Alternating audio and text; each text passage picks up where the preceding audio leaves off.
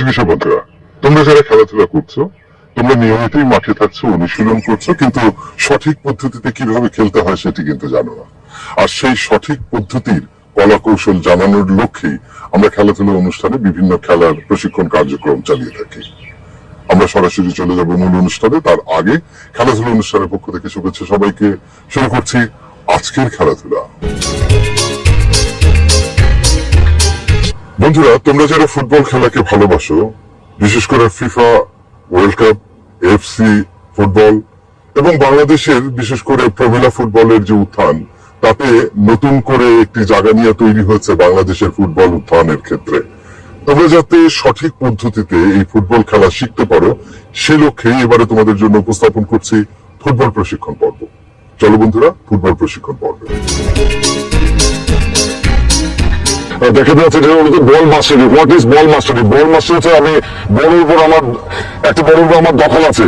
যারা দেশের যারা শুনছো আমার কথা, তারা প্রত্যেকেই বল মাস্টারিটা খুবই জরুরি। আমি বল মাস্টারি যার বেশি দখল, বলের উপর যার স্কিল থাকবে, বলের উপর দখল থাকবে, সে যখন তোমার সিদ্ধান্ত নিতে পারবে আমি বলটা কি ট্রু পাস খেলবো নাকি ওয়াল পাস করবো নাকি আমি পেনিট্রেট পাস করবো। এই বিষয় নিয়ে যারা বল মাস্টারি খুবই important.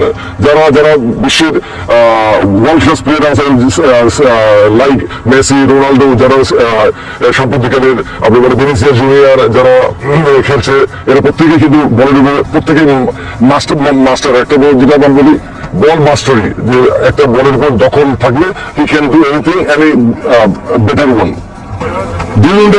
During your heading, guard tight থাকতে হবে। Come on. Very good. Come on.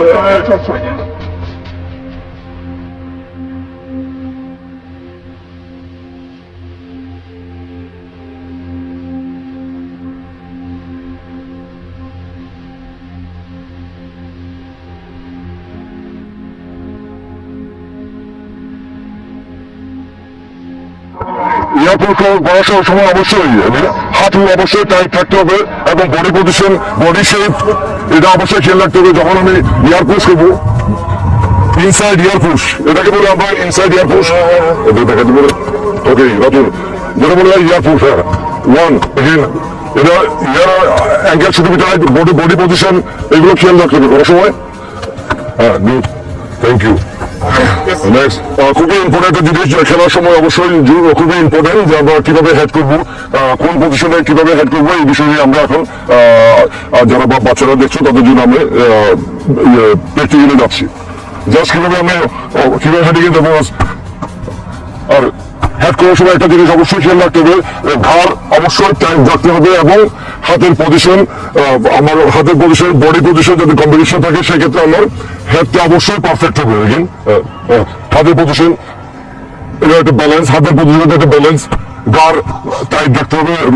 Right, okay. Head করার সময় অবশ্যই খেয়াল রাখতে হবে যে ঘাড় অবশ্যই লং টাইট রাখতে হবে, হাতের পজিশন, বডি পজিশন, পায়ের পজিশন কি হবে।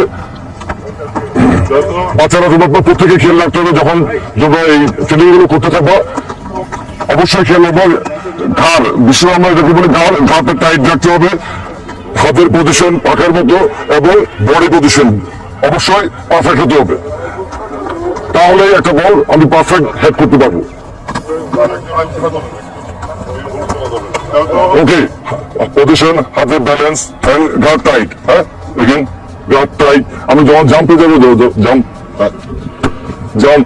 হেড করার সময় অবশ্যই ঘাড় থাকতে হবে টাইট এবং হাতের পজিশন ব্যালেন্স, আমার পায়ের পজিশন কি হবে, এই প্রত্যেকটা যে কম্বিনেশন থাকে সেই ক্ষেত্রে আমার বলটা পারফেক্ট যাবে। আমি গোল করতে যাই বা ব্যাক পাস করতে যাই, যখন আমার পারফেক্ট মারতে পারবো তখন আমি হয়তো গোল করতে পারবো, আমরা একটা বল সেভ করতে পারবো। এটাকে বল আমরা এখন যে কিভাবে একটা বল ইয়ারের বল, উপরের বল কিভাবে আমরা ইয়ার পুশ করবো, পা দিয়ে কিভাবে ইনসাইড পুশ করবো, এটা আমরা এখন দেখাচ্ছি। আমরা দিস ইজ ইয়ার পুশ, আমরা হালকা বডি জাম্প হবে, ইনসাইড ইয়ার পুশ, লেফট রাইট, ইনসাইড ইয়ার পুশ, বডি পজিশন, অ্যাঙ্কেল থাকতে হবে টাইট, নিও টাইট রাখতে হবে, তারপরে বলটা সঠিক জায়গায় বলটা যাবে।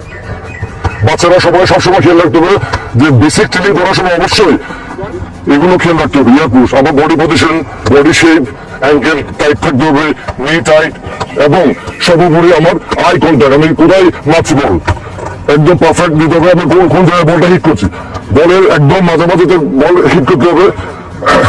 Push, come on boys, very good, well done, boys. Play, come on, very good boys, well done guys, very good boys, Yes. very good, first class, come on.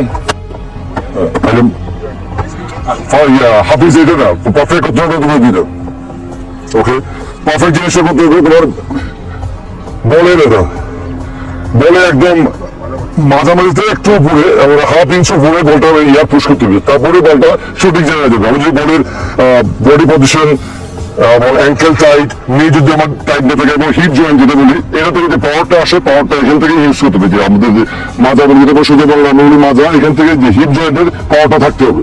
আমি দেখাচ্ছি position 1 2, ankle tight, good, come on, কত position, good.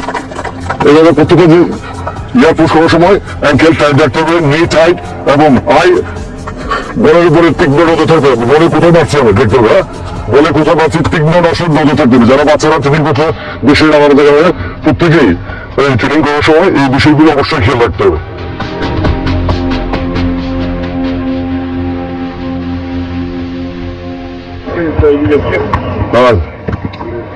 আগে আমার ঘুরে করতে দেয় ও বাবা।